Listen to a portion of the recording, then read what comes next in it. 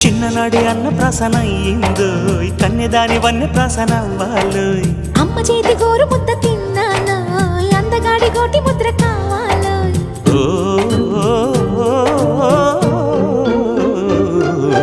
కాస్త నన్ను నువ్వు నిన్ను నేను కోరుకుంటే కోరుకున్న చోట నువ్వు నేను చేరుకున్న చోట ఉన్న దీపం మారుతుంటే ఆరుతున్న వేళ కన్నె కాలు జారుతుంటే